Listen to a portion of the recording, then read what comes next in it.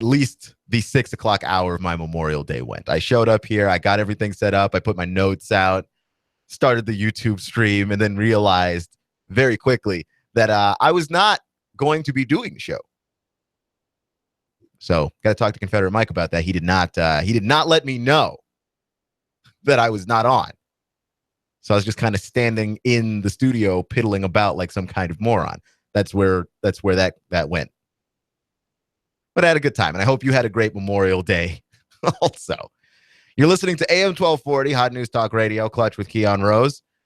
Before I jump into any and all of the things that we could have talked about yesterday and will talk about today, I'd like to talk to you about the platforms. Where can you find us? Where can we find you? I highly recommend Facebook, Twitter, and YouTube. The places that you can reach those, go to hotnewstalkradio.com. You can find the links there to all our social media and other things. You can also stream our radio programs 24/7, 365. You can also go to our YouTube channel where you can check out our classic episodes. We never, ever call them old. And check us out in the TuneIn Radio app. Again, that's the TuneIn Radio app. It's free in your favorite app store, whatever mobile device that you use. Simply search Hot News Talk Radio in the TuneIn Radio app. Give us a favorite and press play. And you'll have Hot News Talk Radio everywhere you go. Last week, going into the weekend, front page news, Baylor, the sexual assault scandal that seemed to be covered up by campus police, seemed to be covered up by the football team, seemed to be at least ignored by Art Briles, and at most also covered up. And then none of those options are great, and you don't like them. And Baylor did the right thing by firing basically everybody involved and firing Art Briles, who has been defined as a winning football coach. I would say that obviously that's an understatement. Art Briles is one of the top 5 coaches in this country at college football. And the decision to fire him, that's a strong decision. That's Baylor basically recognizing this situation that we're in is awful, and we need to make a serious change, and we need to make a serious change right now. And I think they're taking a step in the right direction. I was reading an article earlier today on ESPN.com about how it is that Baylor plans on changing things around. A great first step is hiring Jim Grobe to be the interim head coach at Baylor. Doesn't seem like a giant big deal, but Jim Grobe is a guy that he takes his morals very seriously. Jim Grobe is not kidding around. When he was coaching at Wake Forest, he had a player, Aaron Curry, linebacker. Aaron Curry missed a class. And when Jim Grobe found out, Jim Grobe told Aaron Curry he wasn't playing. And Aaron Curry didn't play. Aaron Curry missed a class. He missed one class, didn't play. Now, I don't know about your college experience or even your high school experience, but if missing one class meant you missed a game, I would have never played. I missed a lot of classes, especially early on in that situation. I'm telling you, that's something that people do. People decide one day, I'm a little tired. I'm not going to go to class today. Shouldn't miss a ton of classes. You're paying for that stuff. But, you have a day, especially those morning classes, always difficult for me. I'm not a morning person. Decided on a couple of occasions, I'm not getting out of bed this morning. And it feels fantastic. Yeah, if I were playing for Jim Grobe, I wouldn't have been on the field. He missed a class. There's no way sexual assault is going to fly past Jim Grobe. Okay? This guy, at least when it comes to backing up what he's talking about morally, he's not playing around. I like him already. I like Jim Grobe already. I mean, that is a situation there at Baylor that needs a complete 180 degrees from what the situation was before. Hiring Jim Grobe seems to be a step in the right direction. I can't help but notice, though, that a lot of this stuff could also have been prevented in some ways by the NCAA the NCAA's investigation of things is, I mean, where were they? Right? The Baylor investigation into itself, where they discovered things that they said, quote, horrified them. That came way too late. Where was the NC2A before? And in terms of punishing the school, how are they not involved? The NCAA is supposed to be the governing body of college athletics, and yet somehow they never really seem to be around, nor do they actually seem to be doing anything. I find that to be bizarre, and not just bizarre, but rather useless. Because it tells you where the power is. If all of these schools decided one day, you know what, we don't want to be governed by the NCAA, we want to start our own thing, the Power 5 conferences, the ACC, the SEC, the Big 12, Pac-12, if all those schools decided, yeah, we don't want to do anything with these guys anymore, Mark Emmert, chairman and head of the NCAA, and all of his colleagues are looking for new jobs next week. That's just how it's going to go. The NCAA doesn't have the power to do anything. And it's weird because this is a place where they really could have used it. And when they do use their power, they use it to do things that I don't think are really enforcing the rules. Like at Penn State, vacating all of Joe Paterno's wins posthumously. What is that supposed to teach Penn State and Joe Paterno? Because he passed away. So what is that supposed to teach them? And the fact that Penn State could happen and then Baylor could happen after that is telling you that punishment's not working. It's not proving to change anything. And now we're going down to Ole Miss. Situation developing in Ole Miss, where somehow Mississippi managed to steal the headline from Baylor, which is insane when you consider everything that's been happening at Baylor.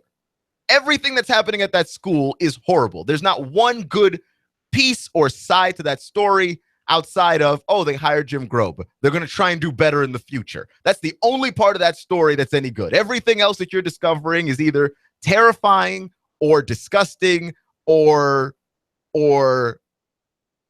gives you tremendous amounts of pause. Nothing else there is good.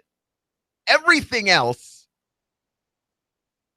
is terrible, and you end up looking at that and going, somehow Ole Miss stole the headline from Baylor.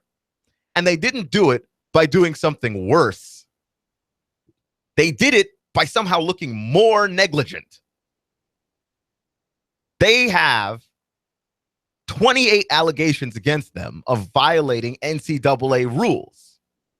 And they did the thing that all these other schools seem to be doing, Syracuse, North Carolina. You don't hear about them being in the news anymore, even though they clearly violated NCAA rules, right? Like they clearly violated them. And why don't you hear them in the news? Because they gave themselves a little slap on the wrist, and then you dare the NCAA to add more punishment to what you've done to yourself. They gave themselves reductions in scholarships, double-digit reduction in scholarships. They gave themselves a reduction for this year. In 2017, they'll reduce 2 more scholarships. In 2018, they'll reduce 4. And in 2019, they'll reduce 4 more for a grand total of 11 scholarships that they took away from themselves. And then you're just waiting for the NCAA to decide if that's enough. But when a school is giving you 28 infractions, and Hugh Freeze can stand up here and go, well, not all of that was me. Well, then that makes that worse there, my friend, because then you've got infractions between 2 different coaching regimes. The school's not stopping. Okay, now the death penalty is out of play here. In order for the death penalty to be in play as an actual punishment that the NCAA could give, Ole Miss would have to be on probation, basically in trouble for violating rules, and then they'd have to violate some more while they were on probation, which is why it's so hard for that to happen. Otherwise, I mean, you could have slapped any number of schools with it, Alabama in the past, anybody. But Hugh Freeze is standing out here just looking ridiculous as all get out. My man is talking about, well, it's just a mistake. It's not. We didn't break the rules. We just made a mistake. Well, negligence is not something that you can cite for breaking the rules. I can't drive on a road that's 60 miles per hour. I'm going 80, and I tell the officer when they pull me over, well, I didn't know what the speed limit was. Well, I was still breaking it. You not knowing is not an excuse. You can still get a ticket even if you didn't know what the speed limit was. You can still get in trouble for stuff you didn't know. And when it comes to NCAA infractions, and the NCAA is the governing body of the thing that you do, make it your business to know. Okay, that's what Art Briles got fired for. Most of all, is either you purposely didn't do anything about this, but everyone's talking about how Art Briles is such a, high character guy, nice guy and everything. Well, fine. If I allow that you didn't know, you still deserve to be fired, because when sexual assault is happening with your players, multiple players, make it your business to know. The "we made a mistake" excuse doesn't count. Now, when you've got 28 allegations of NCAA infractions against you, you didn't just make a mistake. If you keep making a mistake repeatedly, you're cheating. If the rules are against cheating and you made one mistake 28 times, you're cheating. If I'm hanging out somewhere and you come up and hit me once and you said, "Oh man, that was a mistake, I'm sorry," I might look at you funny.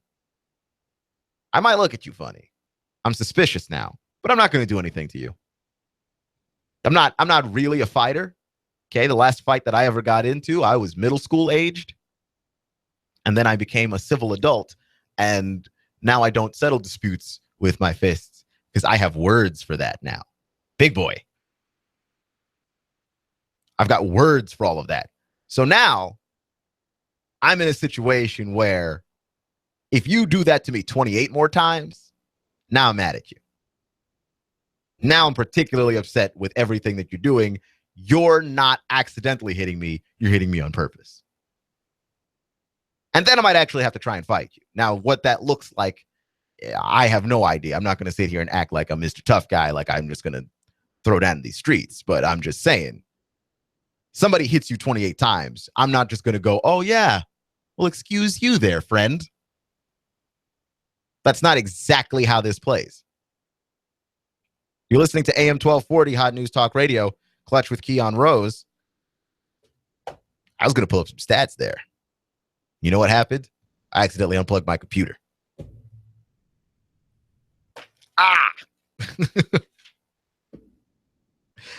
So the Indy 500, just gonna jump along, just keep moving, right? Incognito, under the radar, just keep moving.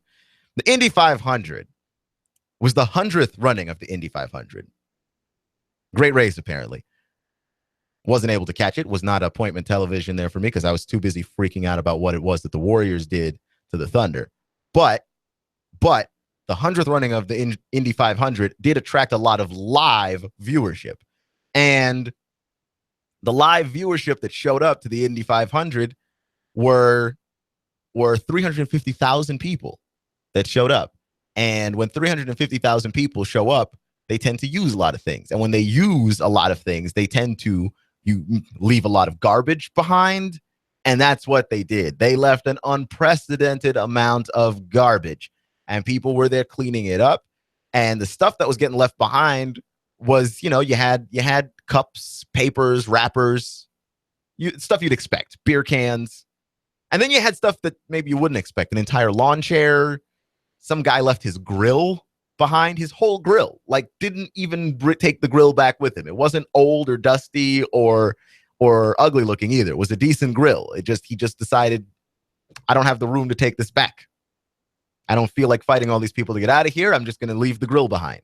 And he stayed exactly there. Somebody used a bucket as a toilet and left that behind too. So you have the whole gambit there taken.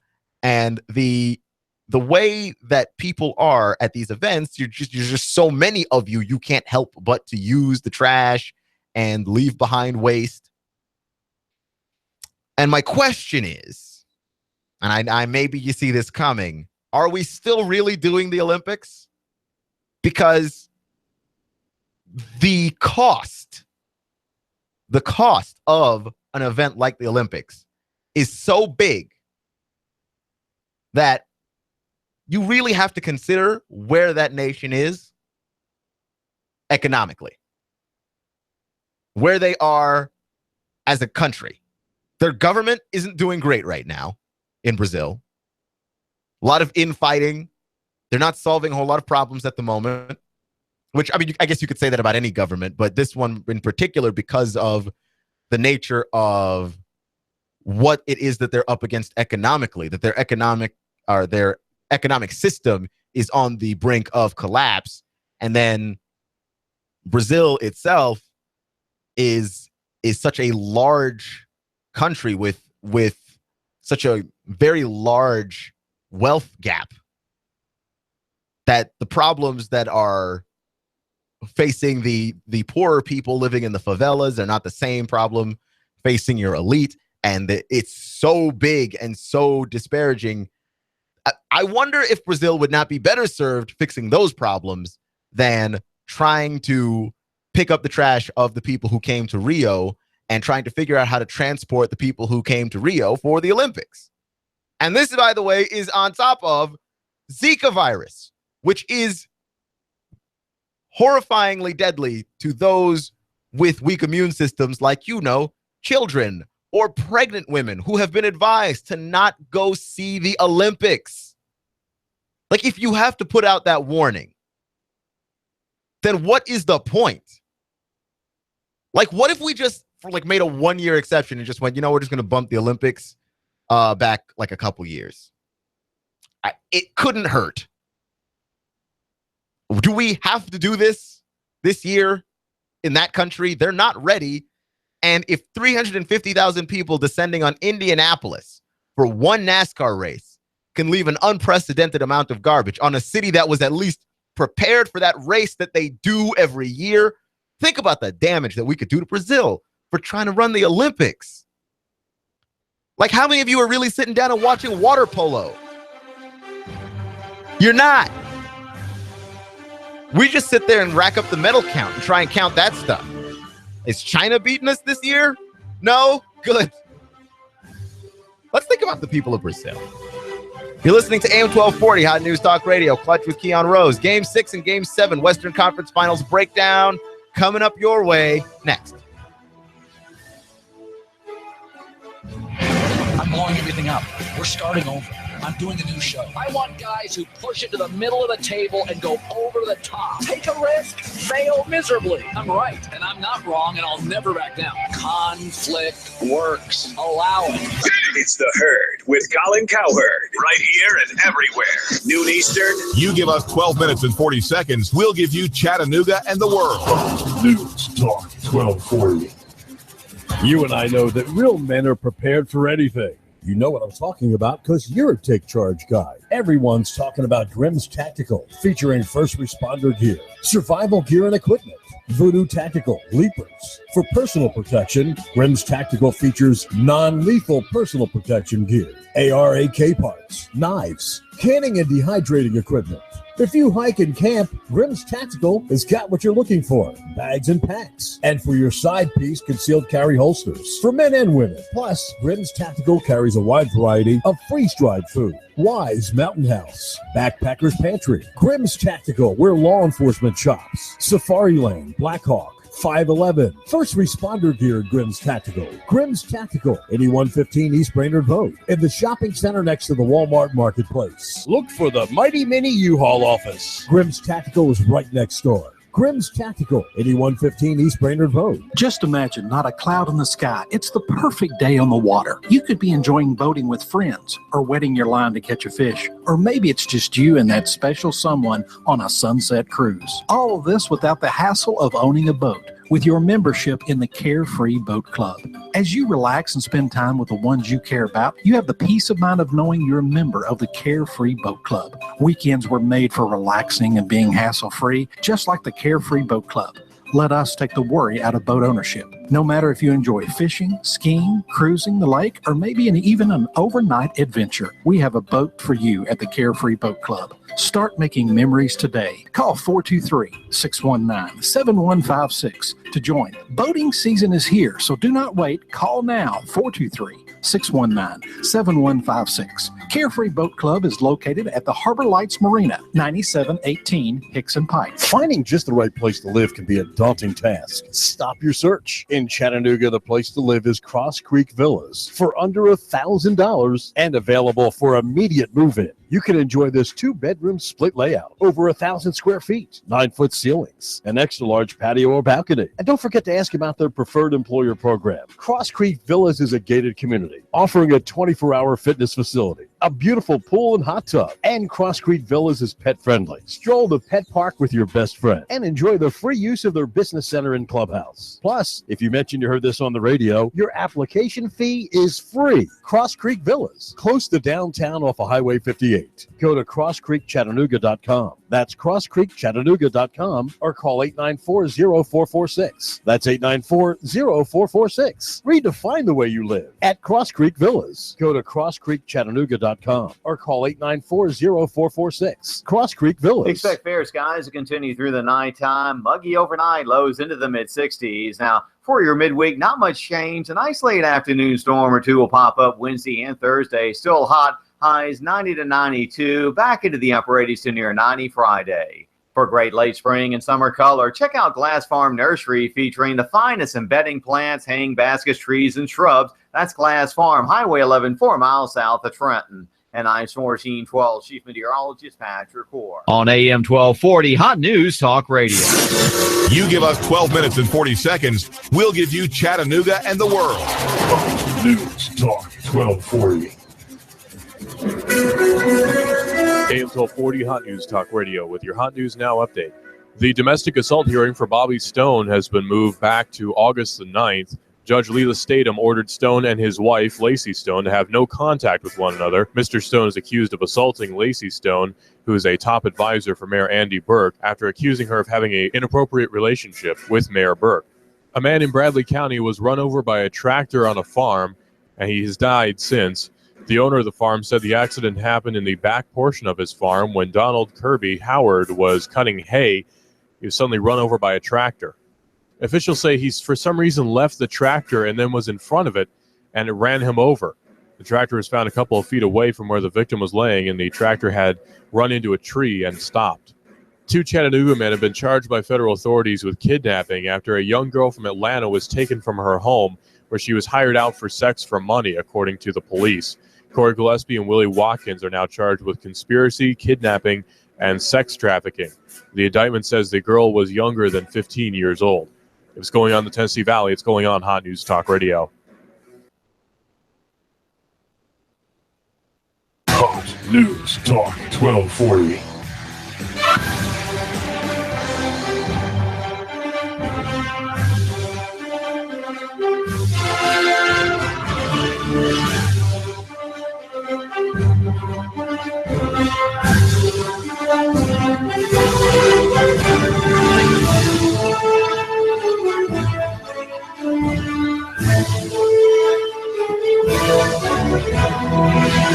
Other things to know about Ole Miss and the sanctions that they're currently battling with the NCAA.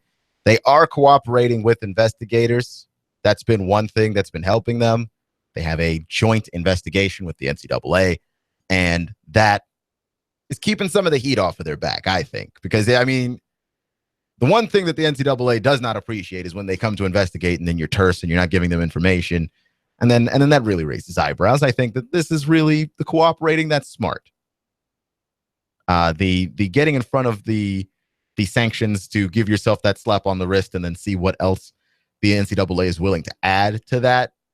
That's smart too. But I mean, everybody does this. It's probably in your best interest to do this.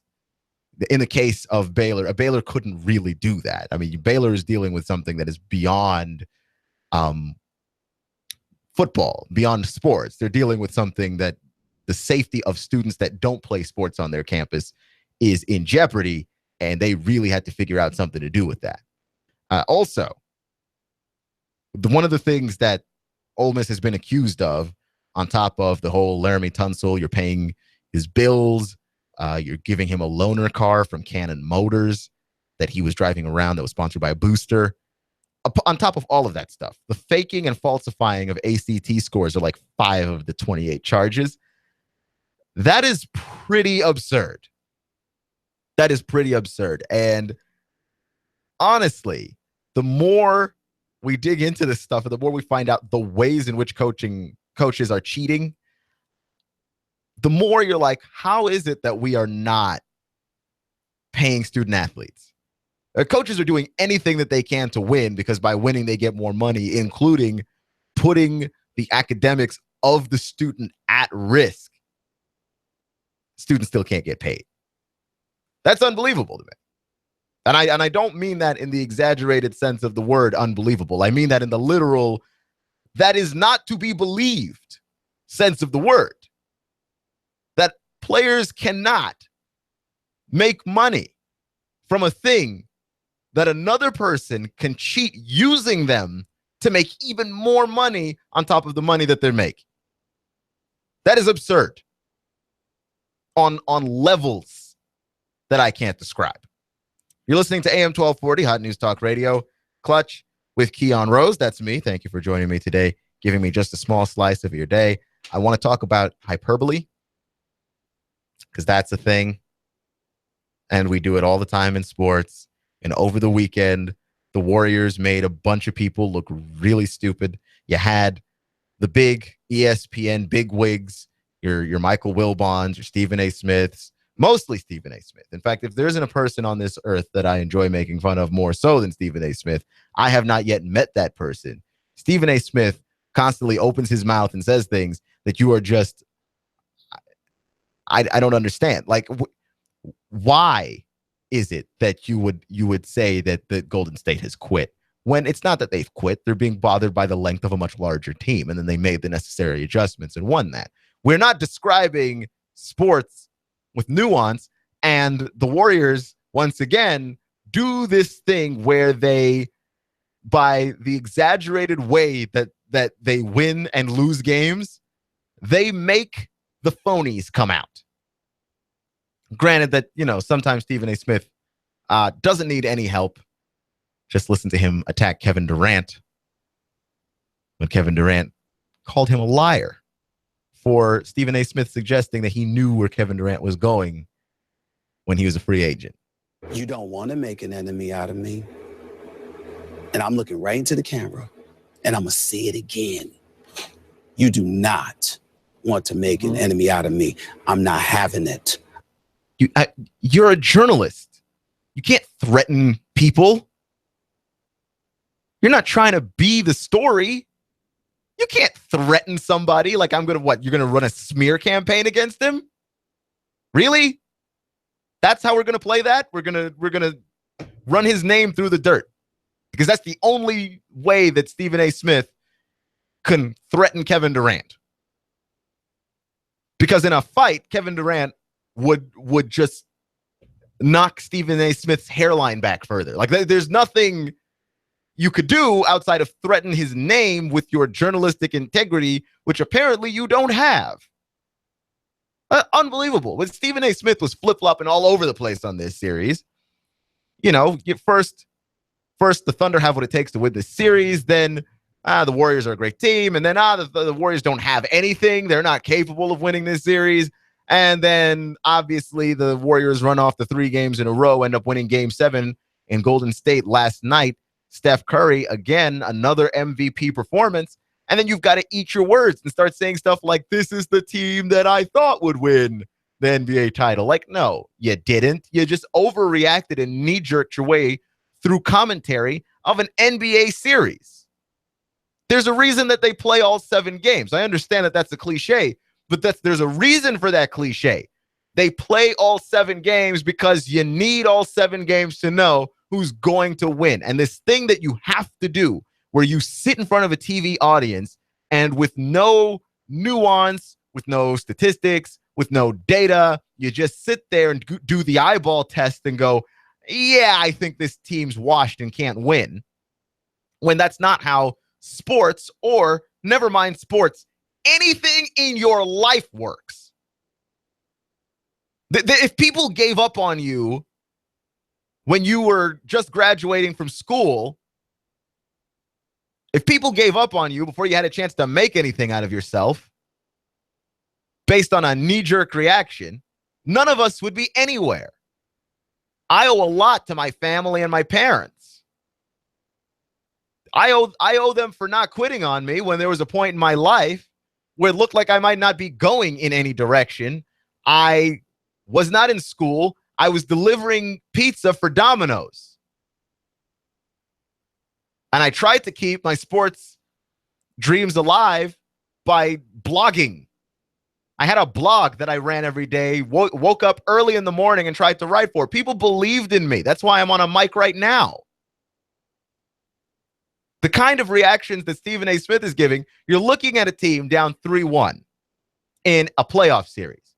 Is it unlikely that that team will come back? Yes. Is it impossible that that team will come back? No, obviously not. Because A, they did it, and 11 other teams in the history of the league have done it before then. Sure, the last time that it happened was 1981. You can go with this is an unlikely thing to happen, but you can't act like this is the impossible that could be achieved here. And so when that man sat there before Game 5 and said this series is over, only to be not just wrong, horrifyingly wrong, it should give you some pause that maybe TV pundits don't have any idea what they're talking about.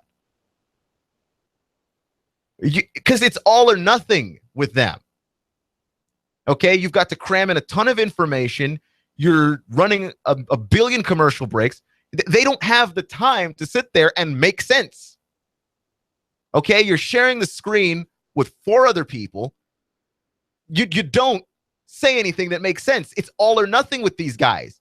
Even last night, you end up with the analysis of, did the Thunder choke away that series, or did the Warriors rise up?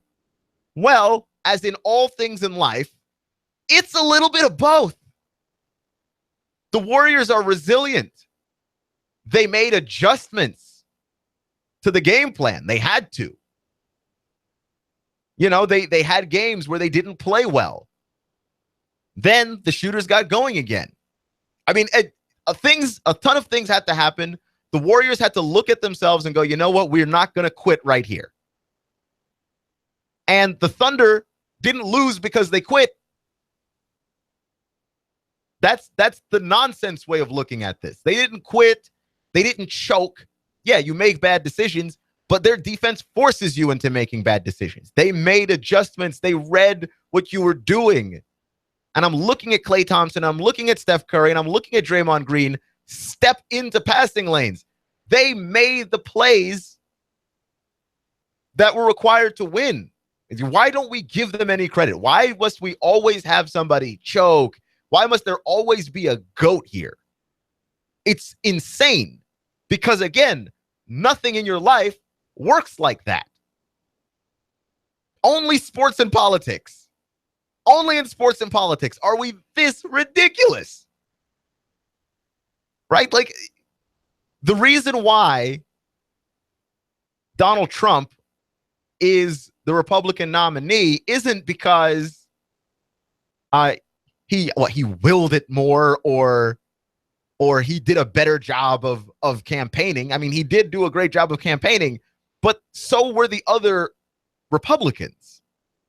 He just reached the base better. What he was saying made more sense to more people. That's the math on that. That's all there is. Okay? I mean, there is no way that you started working for your new job if you were struggling at the beginning, if your boss made the kinds of decisions the way that TV sports analysts or TV political analysts make decisions. Would anybody be employed? Like, unemployment's not great right now, but it could be a whole lot worse. You could have a bunch of bosses like Stephen A. Smith. I'm not having it. Yeah, yes, we are. We are having it. Okay, that's just how it's going to go down. Why don't we stop hammering the Warriors or whoever it is that loses,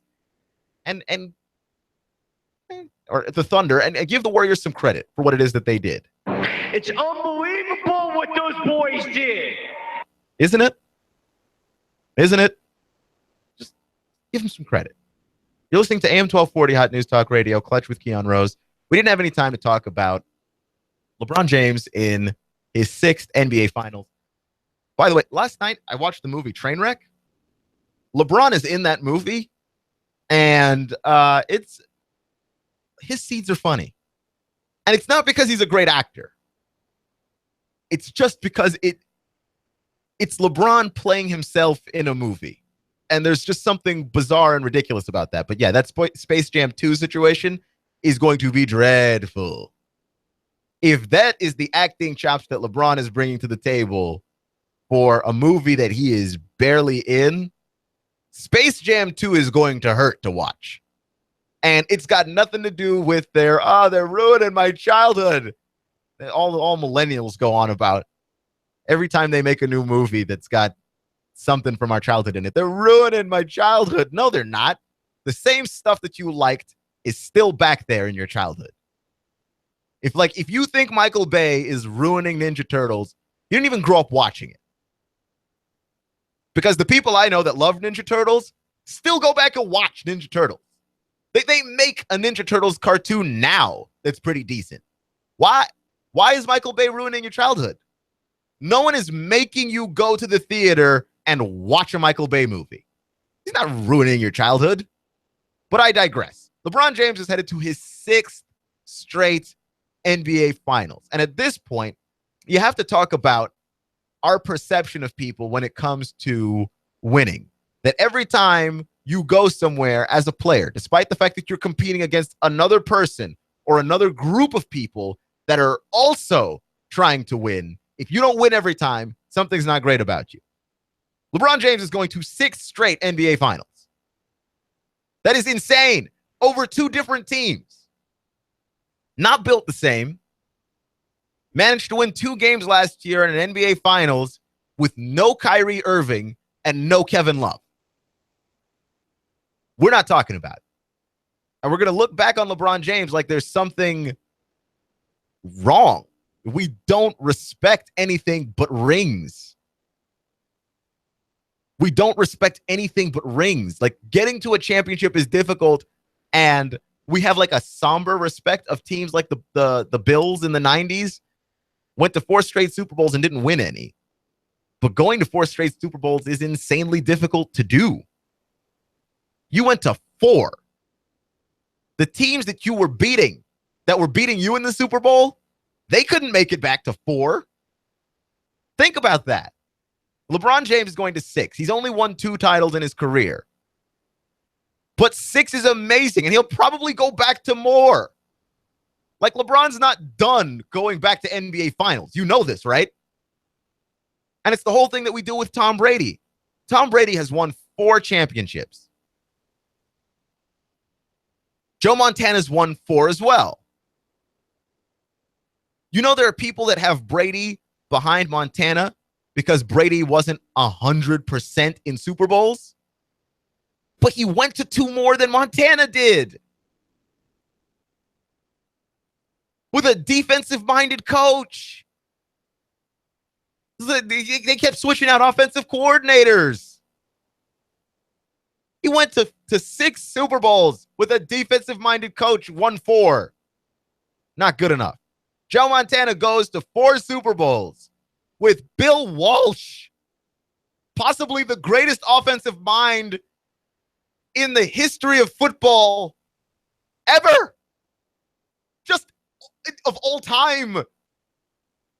And only went to 4. If you have Montana ahead of Brady, it should be for reasons other than win percentage in Super Bowls. That cannot be your reasoning.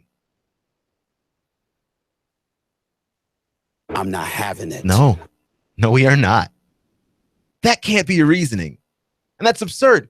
Like, I fear that when this is all said and done, we're not going to give LeBron James quite the respect that he deserves as a player because he didn't win most of the time that he was in the finals. The West is going to produce consistently better teams than the one that LeBron James is on. That is just a fact. In all likelihood, the Warriors are going to beat the Cavaliers. I picked the Warriors last series to beat the Thunder in 7. It is the first time that I have ever been that accurate. And I think the Warriors will beat Cleveland in 6. They're just a better, deeper team. And you know what? The Thunder at least have this advantage over Cleveland that they could run out their small lineup, and I put that in quotes, their small lineup, because that lineup is honking enormous for a small lineup, and run with the Warriors. Cleveland doesn't have any of that, okay? Kyrie can run with Steph, and when he's engaged, Kyrie's actually a pretty decent defender. LeBron can play any position on the floor. And then who's going to be your center if you're Cleveland? Because if you try and run Mozgov out there, either Golden State answers with Bogut, who is better, or they just go small and make you run. Make Timofey Mozgov actually run. Tristan Thompson at power forward, he could probably play center to try and match up with that, but he's still slow. I mean, this matchup is horrible for Cleveland.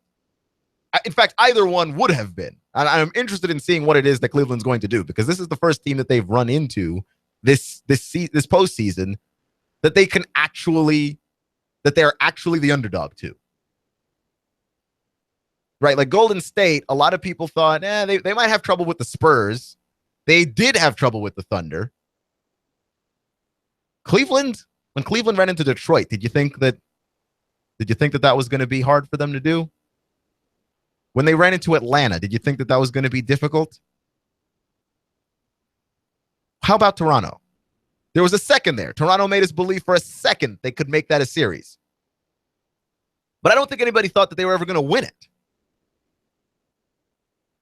This is the first real challenge of this postseason for Cleveland. And I know LeBron's going to be engaged.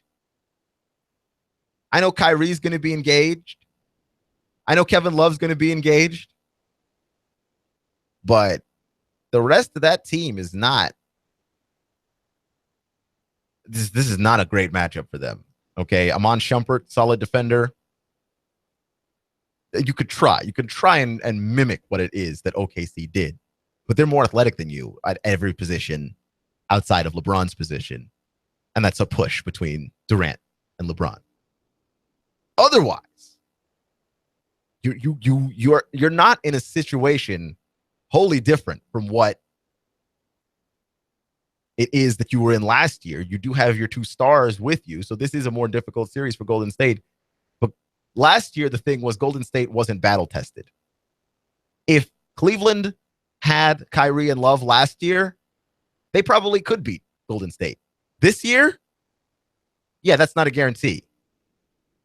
Because this Warriors team is battle tested. Everyone talks about they got everything too fast. They never had to work for anything. And when I say everyone, I really just mean Colin Cowherd, because he's the one that says it all the time.